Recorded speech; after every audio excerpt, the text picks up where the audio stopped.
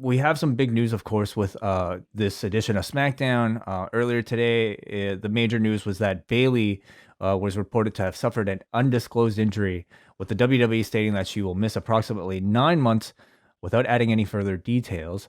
Sean Ross Sapp of Fightful is reporting that the injury occurred at the Performance Center while Bayley was chain wrestling with another talent during the company's mandatory training sessions as they prepare to get back to live events. I believe Fightful Select also said in one of their posts that it was ACL related. So we await to see confirmation of some of that news. But out for 9 months, Bayley is somebody who was heavily relied upon throughout this entire year, throughout the entire pandemic, on WWE TV. The week before, fans arriving, getting injured, out for 9 months. Just awful timing. hmm I feel so sorry for her. How do you think they will use her throughout the process? I mean, I guess much of that is dependent on the type of, well, we see the leg tonight, but how do you think that they'll continue to use her throughout the her recovery process? I think they should. I think that they should mirror what AEW did with Britt Baker because that was extremely effective.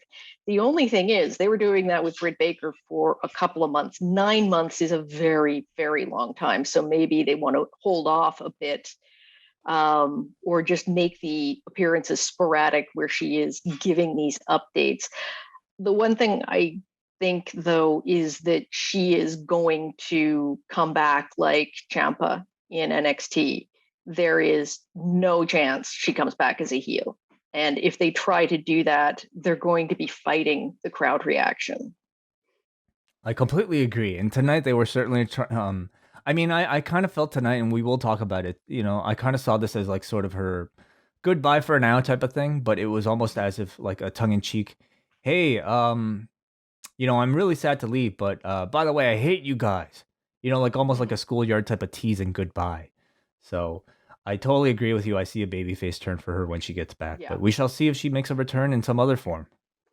Yeah. And I think that they would be well advised to use her. She is clearly one of the reasons she was so great during this time was her character work. And if she can continue with some of that, then absolutely they should use her. When this heel character began for Bayley, I was definitely somebody who was pretty outspoken about not being a fan. I was somebody who Mm-hmm. felt like she should always be a babyface. I mean, how good of a babyface was she? And, how much untapped potential did the WWE not necessarily realize with that original Bayley character? But in the months since, I mean, you've seen her evolve and continue to tweak and really evolve this heel character into becoming one of the top acts on SmackDown, not just in that division, but I think in either male or female division. So maybe this is an opportunity for her to continue that evolution. As a strictly Um, talking character. Absolutely. And I agree with you. When she first started out with the heel character, it was cringe. But she's like the way that she and Sasha kind of adapted this team that they had going.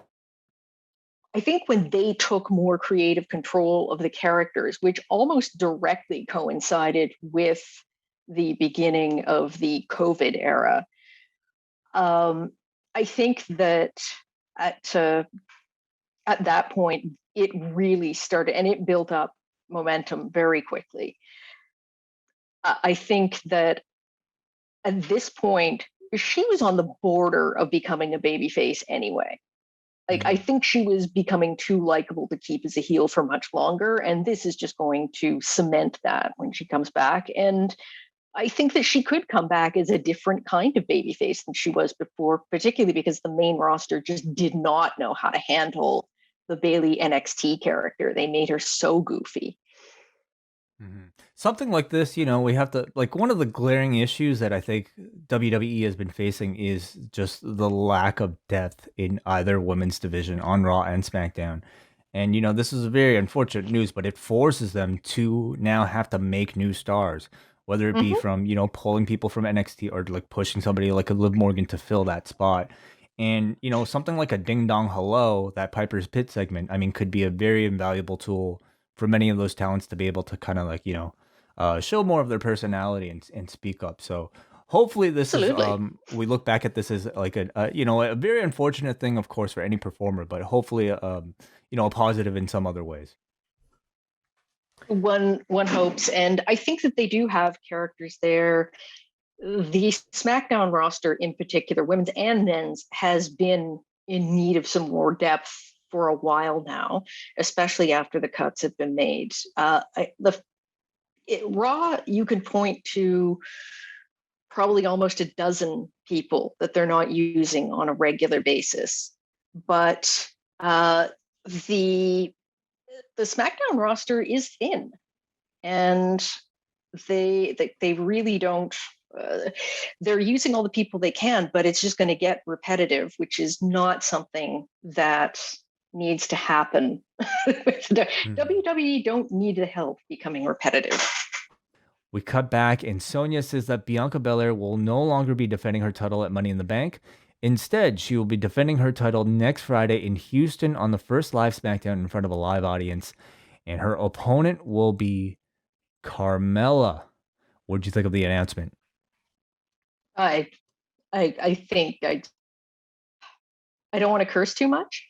I was not impressed. I think that we're talking about the state of the women's division on SmackDown.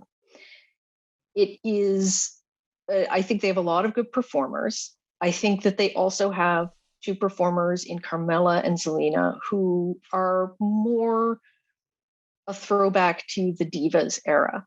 And I think they've improved in ring over time. Well, we'll see. I'm sure Zelina has she was improving while she was there, but they are not on the same level. And to just take Carmella, who has this hideous gimmick of the most beautiful woman in WWE, it's like they created an Eva Marie for SmackDown as well.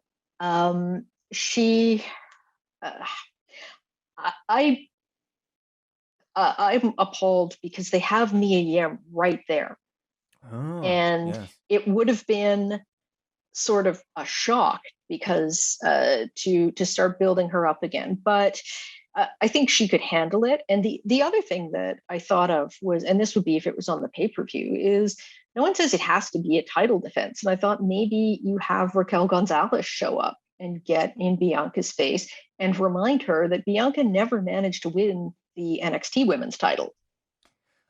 I see. I think that would be an interesting idea, but seeing how little reverence they're actually giving to like the audience, like Sure. to me, I see this show and they're like, their perception is that nobody watches NXT. NXT is no more important than WWE main event, or 205 Live. Like they have so little respect for I think that that show, far less to me than like what they had before. When they were putting NXT on equal footing with like WWE and Raw, or sorry, Raw and SmackDown as part of Survivor Series. That at this Yeah. point, I don't And necessarily see them doing that, but they could always, like, if it's a champion, they could always change things up for that. yeah. And I think that again, it's extreme circumstances. Hmm. So So Carmella comes out, and this audience boos her. This virtual audience boos her. boo She dot starts wave. she starts talking about her being the most beautiful person in the WWE before she is interrupted again by Liv Morgan. Liv Morgan can't believe Sonya. She says Carmella didn't earn it. This is again a sampling of blatant favoritism. She starts getting into Sonya's face, yelling at her, and then Sonya yells back, "Enough." Sonya says if Liv would have let her finish, she was about to announce Liv as Carmella's replacement for the Money in the Bank match. And then she proceeds to go all Stephanie on Liv, tells her to get out of here before she changes her mind. Liv says she hopes Carmella wins next week so she can cash in on her. And that's when Bianca Belair shows up, and we get a brief stare down between Belair and Liv Morgan to tease that potential matchup. What did you think about how this was for Liv Morgan? Certainly a lot more attention paid to her. Yeah. I of course I'm looking at it now and thinking, I wonder if they're going to release her in a couple of weeks. I Mm. think I like that they've been pushing her a bit. I think that she is going to run into the same problem that her friend Ruby did, which is that she's not a fit for the kind of women that WWE likes to push, which once you get outside the sort of four horsewomen, it they do tend to fall into a certain category. And they tried that with Liv, and it really didn't work. And it felt inauthentic. It looked inauthentic. And she sort of just very quickly shifted back to something more like the character she started with, like a more mature version of that. I Hmm. don't know if they're willing to sustain this. I don't see her beating Bianca. I think the babyface versus babyface, uh, I think that dynamic, because Liv still isn't greatly established, I think that could be difficult for them. They had this very, like you said, there was a stare down, but it was very respectful. Um, Hmm. and I think that Carmella, it's just like I feel like they're putting her in here because oh, heel, we need a heel. Um, Yeah. I just yeah, I don't know where they're going with this. I don't think they know where they're going with this. So I agree. I think Carmella is simply here as like somebody we need to kind of get over this hump. While we kind of like, use the rest of the time to establish more people using money in the bank. Because that roster is just completely depleted of star power right now. So Carmella, really is probably the best option if she fulfills a role. And in the meantime, I really feel like the next rocket that they're going to strap on somebody seems to me like it's going to be Liv Morgan. Because I just can't think of who else there actually is. And Liv Morgan to me, it seems like they're pushing her as like this sort of underdog who never gets her shot, constantly overlooked, sort of like the Daniel Bryan thing, but like maybe a bit whinier, like or actually or speaking up like about it. the old Bayley character. The old Bayley character, did she do a storyline where she complained about not getting her shot? No, not really. I'm just thinking of Bayley in NXT, where yeah, the sort of plucky underdog. Like I think, yeah, Mm. like maybe Liv is a bit whinier, but the person who feels overlooked and the person who feels like her talents aren't recognized. Hmm. I I hope they do because she has improved a lot and she's exciting to watch to me. Like you can tell she's been training with some luchadors. She has like a move set that includes uh, some really like cool like, transitions and moves. So Can you see her winning Money in the Bank? yes, as I said, I can see them releasing her. I can also see her winning Money in the Bank.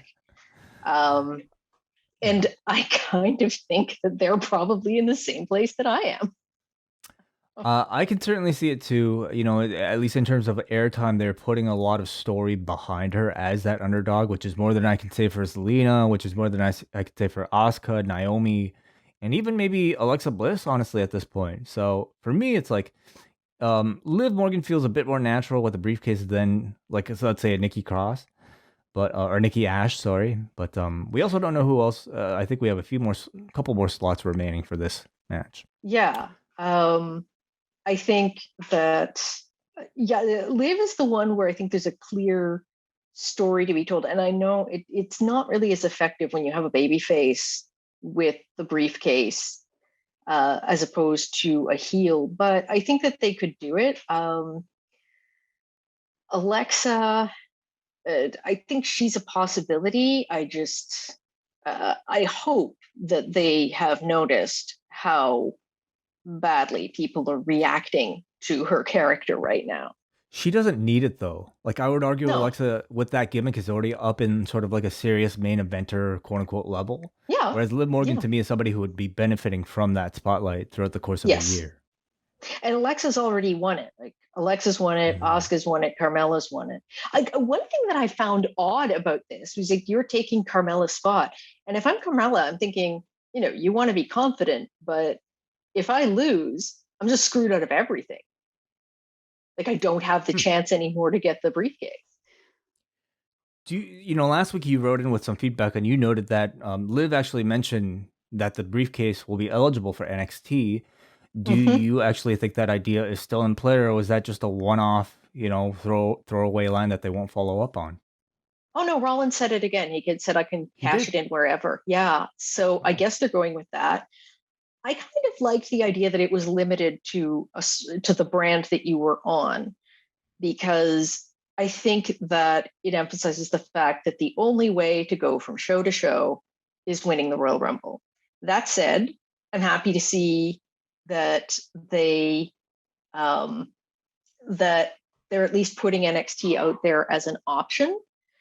I The thing is, I don't see anyone, certainly none of the women, going to NXT to to to challenge Raquel Gonzalez. It's just, I don't know. I can't really see it, because then they're stuck at NXT, and I don't know that any of the women there want to go back. Um, yeah, I mean, it looks like that's what they're doing this year. So everything is in play, but Yeah. I we would shall honestly see. consider, like, maybe filling the final two spots with people from NXT. Yeah, Um, definitely. you know, I think uh, I yeah. was thinking Io Shirai, but now she's a tag team champion there. Mm. So maybe that's a little bit of a rougher fit, but no, definitely I can see them putting or they should be thinking of putting NXT people in there, or maybe Tony Storm.